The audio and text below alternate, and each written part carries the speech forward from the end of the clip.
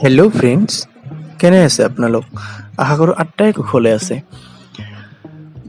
আজি মই গণিতৰ পূৰ্ণবৰ্গ সংখ্যাৰ ওপৰত থকা কেইটামান অতি সহজ প্ৰশ্ন লৈ আহিছোঁ।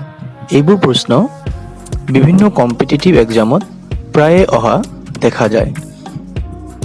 কিছুদিন আগতে হৈ যোৱা গুৱাহাটী হাইকোৰ্টৰ LDA কপিষ্টৰ পৰীক্ষাতো এইবোৰ কোৱেশ্চন অহা দেখা গৈছে। গতিকে আগলৈ আহি থকা DSS আৰু আসাম ডাইৰেক্ট ৰিক্ৰুটমেণ্টৰ পৰীক্ষাতো এনেবোৰ কোৱেশ্চন অহাৰ সম্ভাৱনা আছে। ঠিক আছে, প্ৰথম প্ৰশ্নটো হ'ল এটা অংকৰে লিখিব পৰা আটাইতকৈ সৰু পূৰ্ণবৰ্গ সংখ্যাটো কি? এটা অংকৰে লিখিব পৰা আটাইতকৈ সৰু পূৰ্ণবৰ্গ সংখ্যাটো হ'ল 0 বা 1।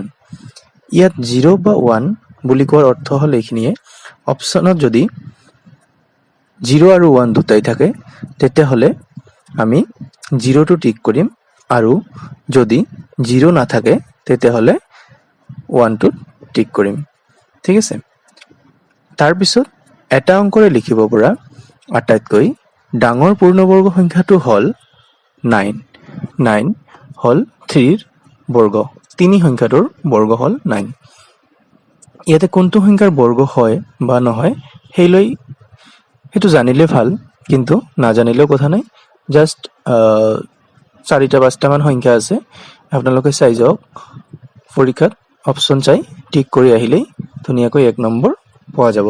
তেতিয়াহ'লে আৰু এবাৰ কৈ দিছোঁ, এটা অংকৰে লিখিব পৰা আটাইতকৈ ডাঙৰ পূৰ্ণবৰ্গ সংখ্যাটো হ'ল 9।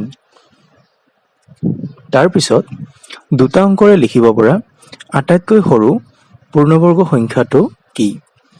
দুটা অংকৰে লিখিব পৰা আটাইতকৈ সৰু পূৰ্ণবৰ্গ সংখ্যাটো হ'ল 16। 16।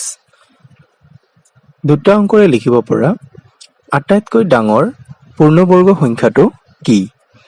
দুটা অংকৰে লিখিব পৰা আটাইতকৈ ডাঙৰ পূৰ্ণবৰ্গ সংখ্যাটো হ'ল 81। 81। তিনিটা অংকৰে লিখিব পৰা আটাইতকৈ সৰু পূৰ্ণবৰ্গ সংখ্যাটো কি? তিনিটা অংকৰে লিখিব পৰা আটাইতকৈ সৰু পূৰ্ণবৰ্গ সংখ্যাটো হ'ল 100। 100। তিনিটা অংকৰে লিখিব পৰা আটাইতকৈ ডাঙৰ পূৰ্ণবৰ্গ সংখ্যাটো কি? তিনিটা অংকৰে লিখিব পৰা আটাইতকৈ ডাঙৰ পূৰ্ণবৰ্গ সংখ্যাটো হ'ল 961। 961 হ'ল 31ৰ স্কয়াৰ, অৰ্থাৎ 31ৰ বৰ্গ।